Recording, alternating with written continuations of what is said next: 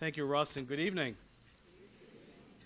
The Congressman has assured me that when he is speaking to you, he does not mind clinking glasses. So you can certainly feel free to continue to dine even as he speaks and participates along with us. The Congressman just recently returned from Massachusetts. How many of you can say Massachusetts? So here's a real test. How many of you can say Worcester?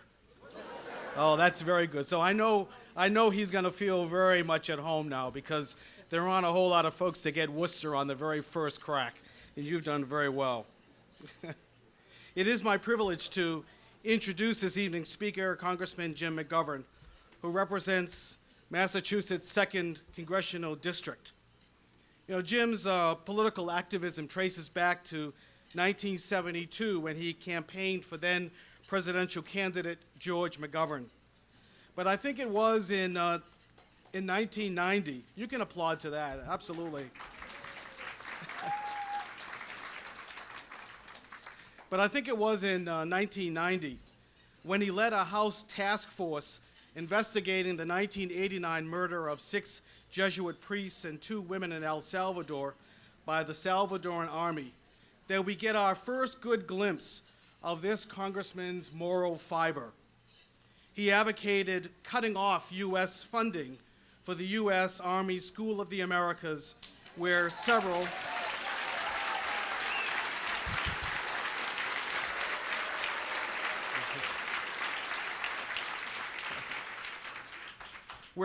of the military members have been trained. And since that time, we have heard him advocate for expanding child nutrition programs, propose establishing a hunger czar position to take on food issues. We've heard him agree to participate in the food stamp challenge, which entailed living on the average of $21 in food stamps over the course of a week. He's voted against major efforts to restrict illegal immigration, to declare health care as a human right, to say that corporations should not have the same equality as a regular voter.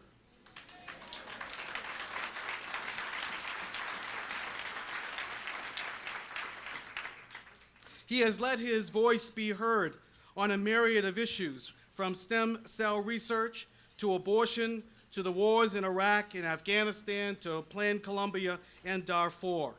He has opposed legislation permitting employment discrimination on the basis of sexual orientation.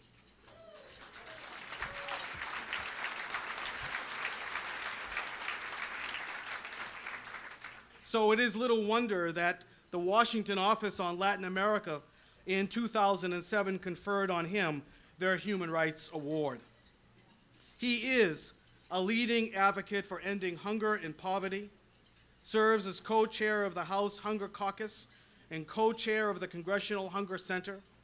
He has been a tireless champion of America's domestic safety net programs, most especially SNAP. He has been an advocate for the White House to hold a summit on domestic hunger and nutrition programs and to define a comprehensive strategy to eliminate hunger in America. He has worked closely on the development and implementation of the roadmap to end global hunger. He has been principal author of the McGovern-Dole International Food for Education and Child Nutrition Program. Congressman McGovern believes very strongly that hunger and poverty, both here at home and abroad, are serious political issues that threaten the future of global stability and prosperity, and that we have a moral imperative to confront these concerns and work cooperatively towards a solution. He has long said that hunger is a political condition, and though we have the resources to end it, what we really need is the political will to make it happen.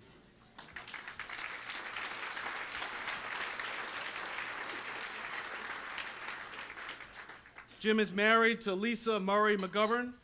They have 2 children, a son, Patrick George, and a daughter, Molly Jeanette.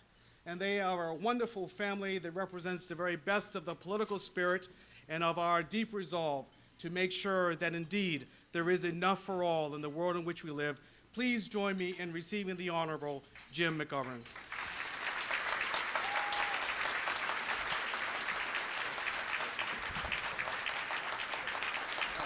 Thank you.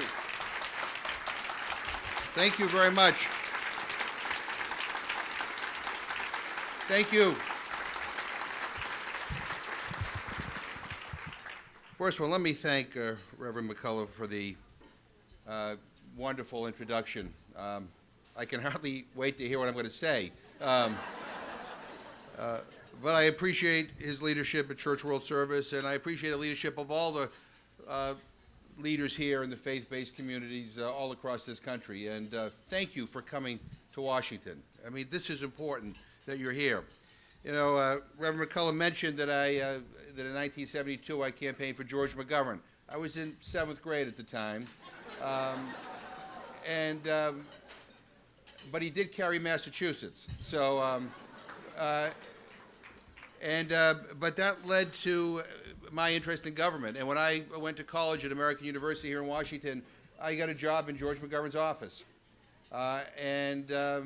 Even though we weren't related, maybe he thought we were, that's why he hired me, we became best friends.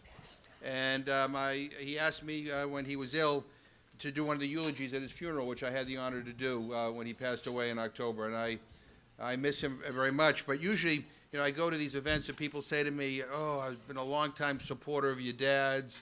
I've been a big supporter of your father's. And they always seem a little shocked when I tell them that my father owns a liquor store in Worcester, Massachusetts. So, I mean, John told you to eat while I speak. Please do. And I will also suggest that I even sound better if you drink. So don't be afraid to order whatever you want while I'm speaking. It is important that you are here because I look through in this room here and I see a bunch of troublemakers, we need more troublemakers to come to Washington and shake things up, because things here aren't going so well, as you can tell from the news. And I used to have a history professor who always used to say, the world will not get better on its own. And I never quite appreciated what he meant. The older I get, the more time I spend down here, the more I see the wisdom in those words. Nothing changes here or around the world unless like-minded people come together and demand that it changes. It's that simple. A few weeks ago, my wife and my kids and I went with Congressman John Lewis, a great civil rights leader, congressman from Georgia, down to, we went with him on a civil rights pilgrimage to Alabama. We began in Tuscaloosa, we went to Birmingham, then to Montgomery, then we went to Selma, we marched over the Edmund Pettus Bridge. I was amazed at this weekend we spent with him, because it was so inspiring in so many ways. He reminded us about the whole reason why things in this country changed with regard to civil rights. The civil rights movement didn't just happen because a bunch of senators and congressmen one day said, oh, discrimination's a bad idea, or that, everybody should have the right to vote. It didn't all happen that way. It happened because a group of people came together and said enough is enough. We're going to change things. And as we went through Alabama on this pilgrimage, we were reminded that the civil rights movement wasn't just older people. It was very young people, too. There were children, 12, 13, 14 years old, who protested for civil rights in Birmingham and who were put in jail for their activism. But all ages came together. And we marched over the Edmund Pettus Bridge with John Lewis. He said to my daughter, Molly, he says, Molly, when I went over the top of this bridge 48 years ago, when I got to the top, I looked over, all I saw was a sea of blue. And they were all police officers in the Alabama police force. And he said, and they beat me unconscious. He said, and I still have the scars on my head to show you where they beat me. And he showed my daughter those scars. And my daughter said to him, what happened after you got better? He said, we came back and we did it again. We did it again. And the interesting and the wonderful thing about the civil rights movement was that it was nonviolent. John Lewis may have gotten beaten, but he didn't beat anybody up in return.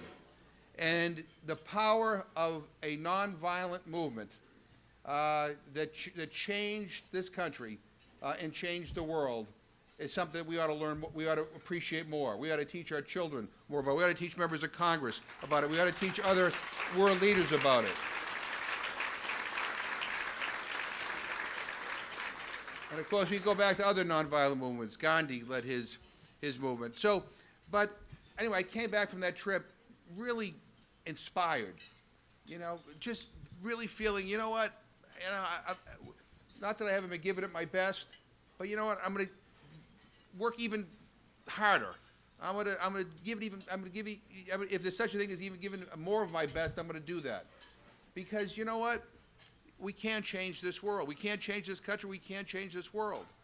And that is why you are here. Because if you weren't here, then the chances of us making any kind of progress in the near term would be almost none. And so it is important that you were here. And I am grateful, and I appreciate it. And you don't know how good you look and how happy I am you were here. I know you've been talking a lot about hunger in America and hunger around the world. It has become a passion of mine. I mean, George McGovern, when I worked for him, he was very much leading the effort to try to end hunger, not only here in the United States, but around the world. And he actually reached out to Bob Dole. And together, they actually came up with initiatives, legislation, that almost eradicated hunger in America in the mid-1970s. We actually were almost to the point where there was no hunger. And then in 1980, when Ronald Reagan got elected, a lot of the programs that provided kind of a circle of protection for people were eliminated. And hunger started to go back up, increase. And today, in the United States of America, there are 50 million people who are hungry. 50 million. 17 million of whom are kids. And the greatest, most prosperous, the richest nation on this planet, that is unconscionable. As a member of Congress, I'm ashamed of that. As a citizen of this country, I'm ashamed of that. And, as John pointed out in his opening remarks, I like to say that hunger is a political condition. Because it's not like we don't have the food. It's not like we don't know how to grow the food. It's not like we don't have the mechanism to deliver the food. But we don't have the political will. It is not high enough on the agenda of the political elites for them to want to come together and say, we're going to eradicate hunger in America. And we need to change that. The current average SNAP benefit is $1.50 per meal per day, or $4.50 a day. But here's the deal. Even if we do nothing, even if we push back all the cuts that are being proposed, that number will go down in Congress. That number will go down even if Congress does nothing. Because the reason why is over the years, we've been using the SNAP program as kind of an ATM machine. We paid for teachers. We took the money out of SNAP. We passed the Child Nutrition Reauthorization Bill, which is a good bill. We want to make sure our kids get better, quality meals, more nutritious meals in school settings. But they paid for it by taking it out of SNAP, which doesn't make any sense. We're going to improve meals at school, but then lessen the quality of meals at home. That doesn't make any sense. So even if we do nothing, the average benefit will go down. So the cut will drop the average SNAP benefit to $1.30 per meal per day, or $3.90 per day. Now, go to a Starbucks and try to buy a coffee for $3.90. So the average cut for a family of three will be between $25 to $30 per month. And that doesn't even include any of the potential cuts that might result in the Farm Bill. Last year, the Senate tried to cut over $4 billion from SNAP in their Farm Bill. And the House tried to cut $16 billion. And when I complained to the chairman of the committee, he said, you should be happy, because there are Republicans that want to cut $30 billion out of the program. And here's the deal. It has become unfashionable in Washington to worry about poor people. And I don't quite understand how we get to this point, but it has become fashionable to actually beat up on poor people and demonize the programs that help get people out of poverty. I don't know of a single program in the federal government that has been demonized more than SNAP. You would think it is the most wasteful, inefficient program in the history of the universe when you hear some members of Congress talk about it. Yet, the General Accountability Office says it's the most efficient program in the federal government. Like a 2.7% error rate, and some of that error is underpayments to people. I wish the Department of Defense had a couple of programs that had that kind of error rate.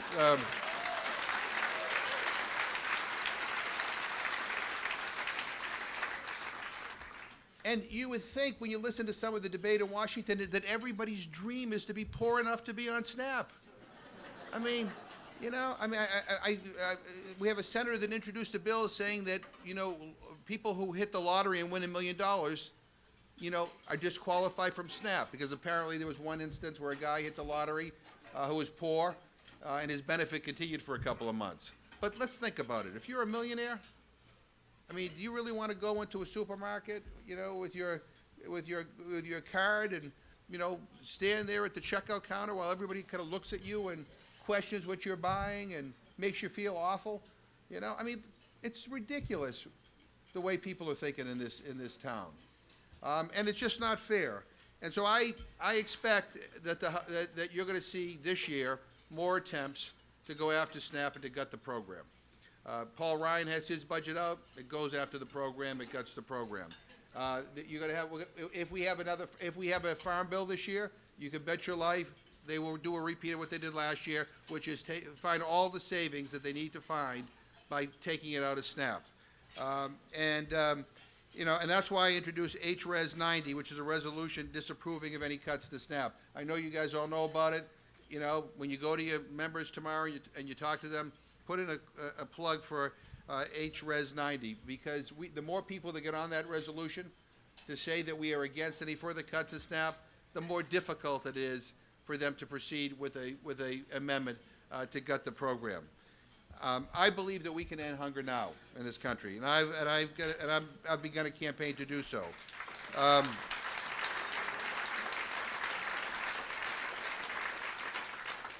You know, it starts for me with a speech a week on the House floor. I mean, every week I have pledged to give a 5-minute speech on the House floor on hunger until we do something about it. And what I mean.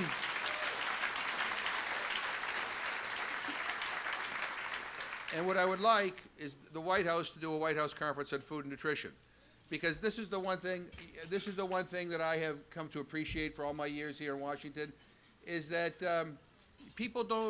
committees don't talk to each other, agencies don't talk to each other. There's kind of a little silo mentality going on here. So if you want to solve the problem of hunger, it's not just an issue for USDA, it's also an issue for the Department of Education, for the Department of Labor, for the Department of Veterans Affairs. I go on and on and on. It's not just an issue of making sure people have food on the table and nutritious food on the table. It's also an issue of how we help provide people what they need to be able to become self-sustaining. And so in order to be able to kind of solve the issue of hunger, we need to bring everybody together.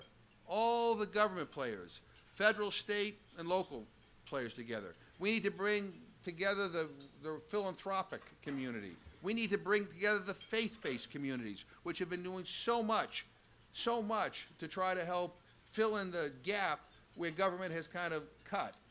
We need to bring into play all the nonprofits, all the people that have worked in food banks and in food pantries, everybody who has any interest in this issue at all. We need to bring them to the White House, bring them in that big room, lock the doors, and nobody leaves until we have a plan. You know,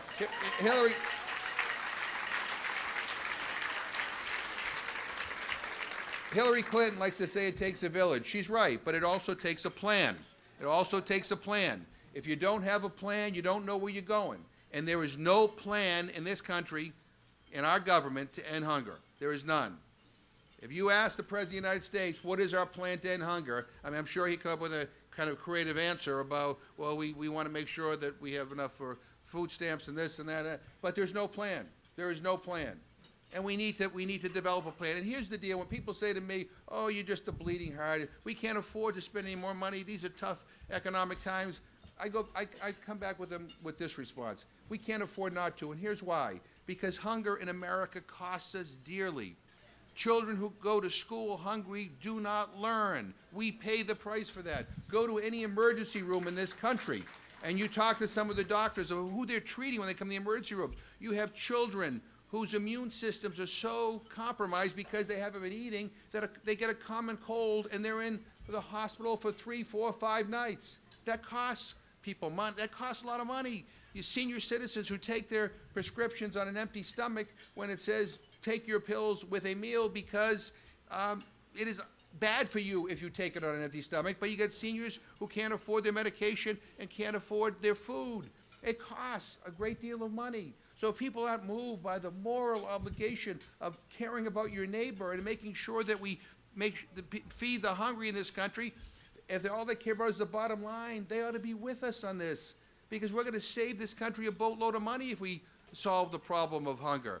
You know, avoidable medical costs. You know, lost productivity in the workplace. I go on and on.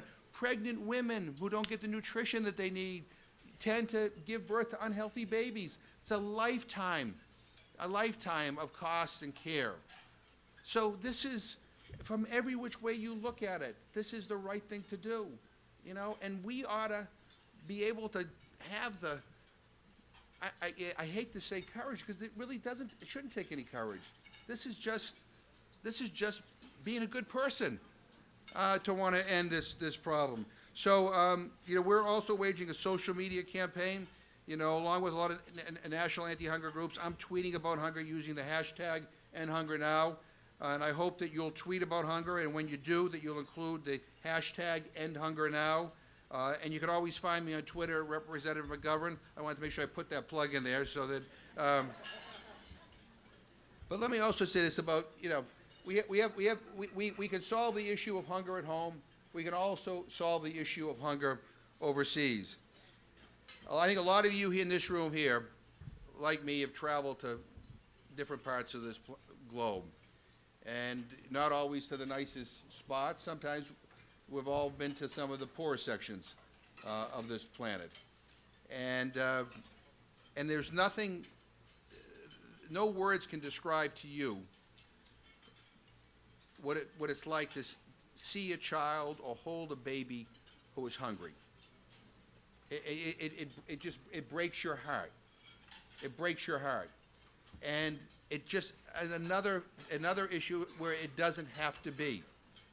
And so I have also spent a great deal of time trying to support programs like the administration's Feed the Future program to make sure that not only are we trying to get people food, but we're also engaged in kind of grassroots, local guided development programs in various countries around the world. So it's not that Jim McGovern comes in and tells somebody in, you know, some African nation, you need to grow Belgian endives.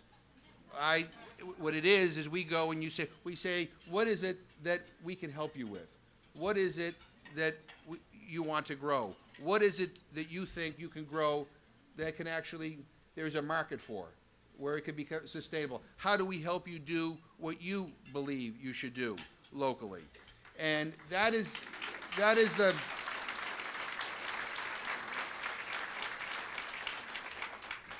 and so, you know, it is important that we don't cut programs like the Food for Peace program. It is important that we don't cut programs that support that kind of smart development. And it's important we don't cut programs like the McGovern-Dole program. It's named after George McGovern and Bob Dole. I'm one of the creators of this program. And it basically, what it is an international school feeding program. And it operates on this assumption that every child in this world deserves at least one nutritious meal a day in a school setting. We make sure people get good nutrition. We make sure people are literate. Developing countries cannot develop with hungry children and an illiterate population. Here's a chance for us to do something that will help countries move forward. And I remember going to a internally displaced persons community in a place called Soacha, which is outside of Bogota, several years back, to look at a McGovern-Dole school feeding program. And under this tent, in this internally displaced persons camp, essentially, where there was no dirt, it was all rock, there was nothing growing, not even a weed. There was this kind of tent, and thousands of kids were under this tent, getting a meal and learning how to read and write.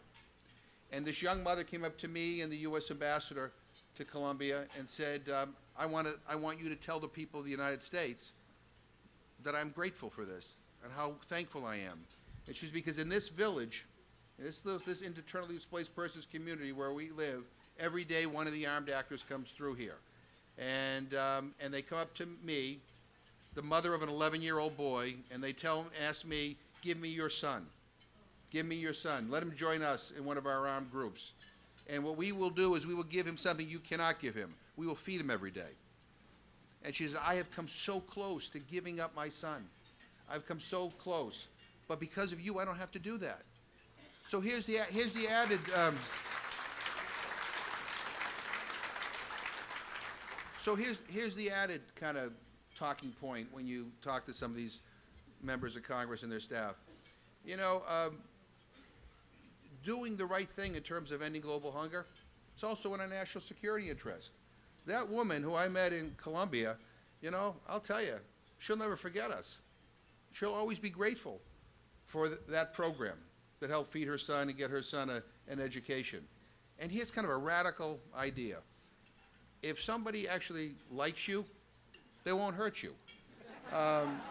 You know, I'm trying to figure out where the catch is here, but I've never been to a country, you know, I've never toured a poor neighborhood where anybody's ever asked me for a rocket launcher or a military base, you know, or a drone. I mean, but people do ask for food.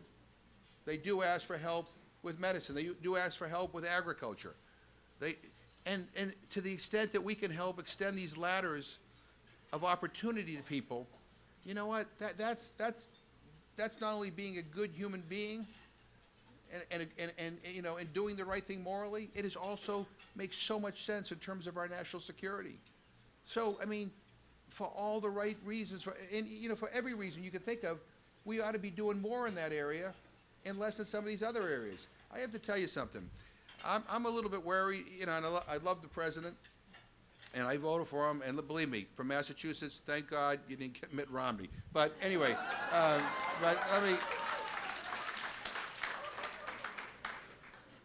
you know, I still kind of feel sometimes that we're still in the Cold War, you know? I mean, we're still kind of, you know, it's not Russia. The new enemy now is terrorism. You know, it's a serious issue. There's no question about it. But how you combat it, I think, should be a serious discussion. And we still have this tendency to believe that the answer to every problem is flexing our military muscle or building another military base. And I got to tell you, I always tell people in Massachusetts, how would you like it if China had a military base in Rhode Island? You know, or Russia had a military base, like in Worcester, I said, how would you like if Russia had a military base in Springfield? You know, you wouldn't like it. You'd resent it because this is our country. This is our country. And similarly, people feel the same way when we have a military base in their country. You know, we're not them. You know, we're in their country. And it builds resentment. It builds resentment. And this whole drone policy is driving me crazy. I cannot believe that we're going down this road. I mean, you know, again, let's go back to what works. We know if we are the leader on this planet to end extreme poverty and global hunger, that people will like us. It is in our national security interests. And let's just say one final thing about kind of the hunger stuff. It is important that as we talk about hunger, we also talk about not just food, but nutritious food. It's also important that we understand that there needs to be a commitment to the early childhood nutrition, those first 1,000 days, and the important role I want to acknowledge the important role that the faith community has played in educating policymakers and congregations about the importance of nutrition for infants and children under 3 years old, and in securing funding for these child nutrition programs. Many of the organizations that are represented in this room, you know, have led the way in that. I'm going to take a few questions, but before I do, I just want to say something. You know, I'm a little intimidated speaking to a kind of a faith-based crowd because I'm not a faith-based leader. I'm a politician, and but you know, I was born and raised a Catholic. And probably somewhere right after I got out of college, I just kind of grew distant because when I go to church, I didn't understand the sermons. I didn't quite figure out what the message was. I wasn't asked to really do anything. You know, it just didn't excite me. It was like, why am I doing this every week? And you know, as Reverend McCullough mentioned, when I was an aide to Congressman Joe Moakley during the 1980s, I spent a lot of time in El Salvador. I spent a lot of time working with the Maryknoll sisters, working with the Jesuit priests, and from 1982 to the time I got elected to Congress, I kept on going back to El Salvador. I still go back to El Salvador all the time. He said he was going to take questions. But my faith got rekindled again. That's why I wanted to I mean, say it just, I you just kind say of, that. all of a sudden, I started to say, I now get it. I now get it. Because it wasn't just about ritual. Faith is about action. You know, faith is about action.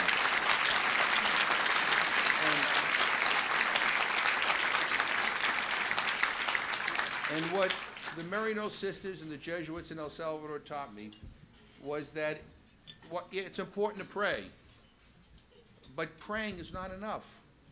There's an old African proverb, pray with your feet. And that's what faith is about. And that's what I think you all understand. And that's one of the things that we need to kind of spread the word throughout this country. You know, it's not enough, you know, to pray and say, it's too bad that there are so many people on this planet who are hungry. We ought to do something about it. We could do something about it. You know what? And, you know, and maybe we won't be successful immediately this year or next year or the year after that. But, you know what Mother Teresa said, you know, we're not called upon to be successful, we're called upon to be faithful.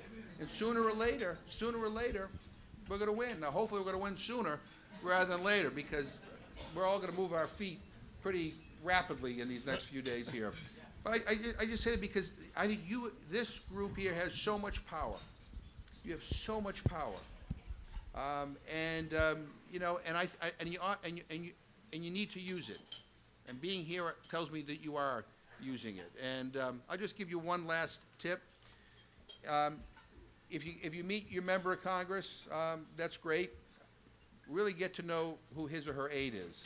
That's even better. And when you go you know, you make your pitch, make sure you get that aide's email address, because you want to remind that aide that you will be following up next week and the week after and the week after that and the week after that you're not going away. It's not a once a year thing. We're going to be doing it all the time. And you're going to watch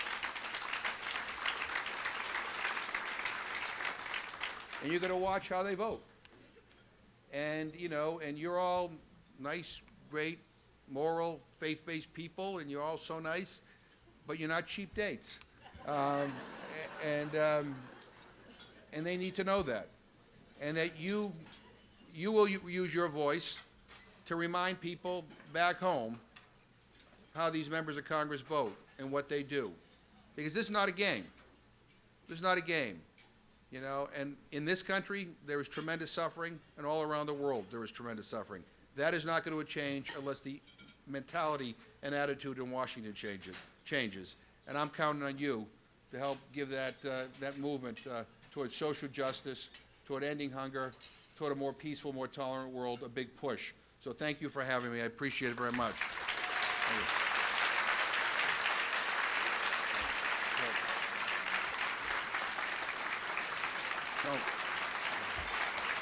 Thank you.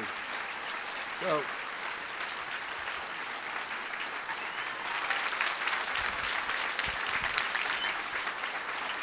Thank you. So thank you. So I'm going to take a few questions, but you got to promise me you're going to eat, because otherwise, and please serve the food while I take questions, because otherwise it'll be really painful. Now, I can't see a thing, so. Coming, hold on.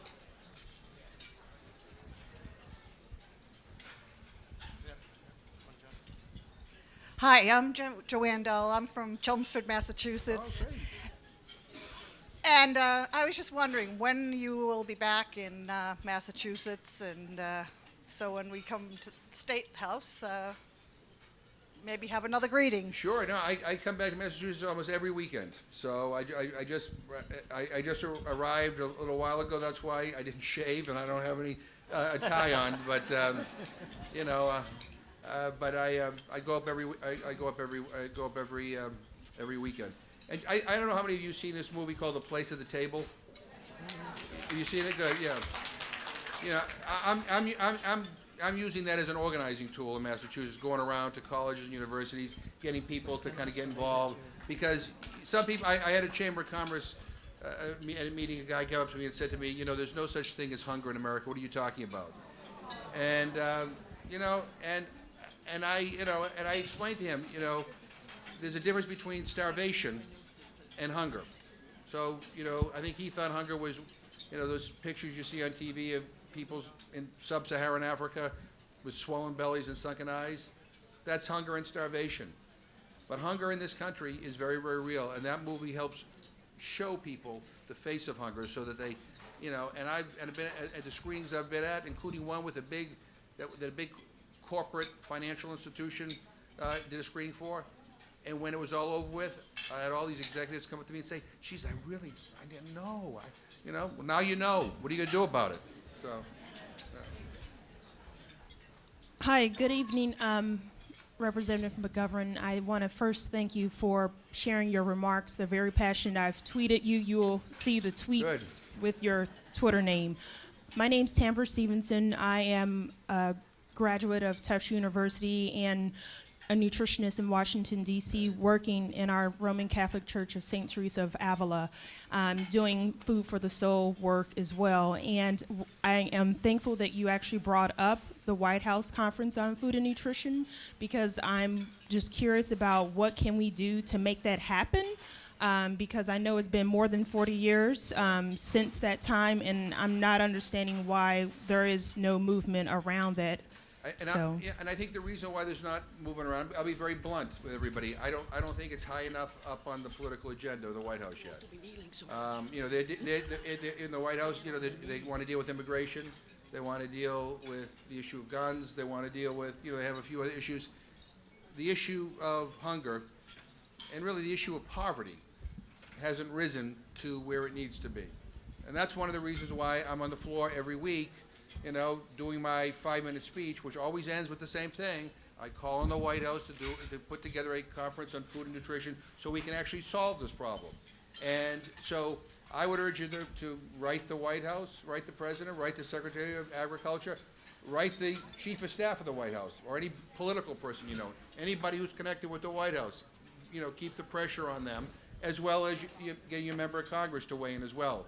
But this is something we need to do. Look, if you know, there's no more powerful convener in the world than the President of the United States. And when he brings people into a room, and if he says, your mandate is to help me figure out a way to end hunger, you know, agencies are going to hop to attention. You know, people that up to this point have been kind of sitting back are going to come together. We need to get this. We need to get this done, and I believe we will. I am optimistic. I mean, we are being such a pain to them that I think that at some point they're going to just say, shut him up and just do it. So. Congressman McGovern, my name is Liz Knott. I'm from Des Moines. You give us hope as far as the possibility of what a politician can do and be. I'm wondering, what are the possibilities of showing a place at the table at the, not necessarily the White House, but in Congress, to members of Congress and their staff an extended lunch time? We are going to do that. Now, I can't guarantee that all these members of Congress are going to show up. We're going to try to drag them to it. We're going to try to bring a few celebrities so that they get their picture taken, and it'll be worth them coming in and seeing it. So, but we are planning on doing that. So. Got one here? Yeah. Congressman McGovern, my name is Reverend Brandon Gilvin, and I serve as Associate Director of Week of Compassion, where the Development Fund of the Christian Church Disciples of Christ. Yep. Really appreciate the passion that you bring to this issue. And my question really is rooted in your acknowledgement of the power that is here in this room. And one of the things that I would hope that we would be able to kind of push you on and push all of your colleagues on is the role of the smallholder farmer in agricultural development overseas. And as projects like Feed the Future are developed, as great things that do nutrition overseas are edited and looked over, that the role of the smallholder farmer, the role of local food systems overseas becomes central to our public policy and our international development priorities. I absolutely agree with you. And every time I see Raj Shah, the head of USAID, I say exactly the same thing you do. And my conversations with former Secretary Clinton has always said the same, or repeated virtually the same words that you've just stated. I just say one of the things Hillary did that was really good. She discovered that she helped the State Department discover women, because sometimes in some of these communities, basically the most stable person in a family or in a community are the women, and so making sure that they get the money and they help kind of manage the project sometimes ends up in better results. So. But I absolutely agree with you. We need to keep that going. But that's why we can't, when people say, let's cut the foreign aid budget, I always ask them, what are you talking about? Where we can be of most help is basically helping create kind of these sustainable communities. I was in Ethiopia a few years ago, and I visited this project that a whole bunch of different people, a different organization we're working with, a lot of faith-based organizations, called the Productive Safety Net. I don't know if you've ever heard about it, but basically in some of the parts of Ethiopia that were historically worst hit by droughts and natural disasters, there was an effort to kind of basically help do things like prepare in advance. So helping build watersheds, learning about drip irrigation, how to store water, how to make other things within the community so you can sell things and have additional income in case your crop fails, that you'll be able to buy food. Anyway, during this kind of last terrible famine that hit, Ethiopia wasn't hit as hard because these programs actually work. And I always, and I remember saying to the head of our USAID, why the hell did it take us so long to figure this out? Yes, it's important to respond to disasters and famines, but if we can prevent, mass starvation by doing some sensible things in advance, it's not only better for the people, it actually saves the American taxpayer money. We have one last question over there. Where am I looking? There we go, okay. As you move forward with your efforts with anti-hunger and such in the House, you're going to be looking for help from some of your fellow representatives. Right. How can you, what's the best way for us to become basically your anti-hunger army? Well, you could plug into my web page and get all the information that we send out to you. I co-chair the House Hunger Caucus. We need members of Congress to join the House Hunger Caucus. We need them to sponsor the bill I mentioned to you earlier that says no more cuts in SNAP. We need them to be involved in some of these international hunger efforts. We do lots of stuff on the Hill on hunger. There's lots of opportunities for people to be plugged in. But if you stay in touch with my office, we will get you on our email list. We will continue to communicate with you. I also co-chair the Tom Lantos Commission on Human Rights, and I remind people all the time that food is a right. And if you go to the Universal Declaration of Human Rights, it is a right. Everybody in this world has a right to food. Everybody in this world has a right to food. Most people don't think of it that way, but it is a fundamental, basic human right. And in countries that do not provide people food, they are violating the human rights of their own people, and we need to keep that in mind. I mean, this is to me, this is ending hunger. To me, is kind of the moral challenge of my lifetime. I mean, it's a civil rights issue. It's a human rights issue. It is something that we can do.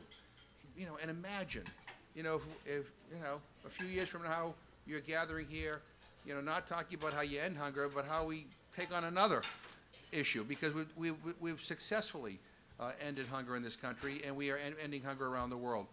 I'm going to close with this one thing. You know, I said that this room is a room full of very powerful people and very powerful voices. You know, this is also, for me, you know, a great source of inspiration. Because I got to tell you, sometimes, and I don't, you know, some of you guys feel the same way every once in a while too, you kind of feel a little lonely. You know, like, yeah, I mean, Sister Simone knows what I'm talking about. I mean, you know, you're like, where is everybody? Because, you know, to me, this is such an important issue that I can't believe that, you know, there's not like the whole country is not standing up and saying, you know, fix this. But I've come to realize that the only way things are going to change, as I said before, is if like-minded people come together and demand change. You know, I mean, nothing changes unless people demand it to change. I mean, good things just don't happen on their own. I wish they did. I wish they did. But I think that this is a group here that can help build a consensus in this country committed to good and committed to ending hunger. And I got to tell you, to me, that's what, when I think of my religion and my faith, this is what it's about, you know? And to those who, again, who will tell you that the answer to all these problems are not government, but more private, free enterprise and all that kind of stuff, let me tell you, part of the problem in this country and in this world, and I was mentioned in my introduction because I have an amendment that would amend the Constitution that would define personhood as to not include corporations. But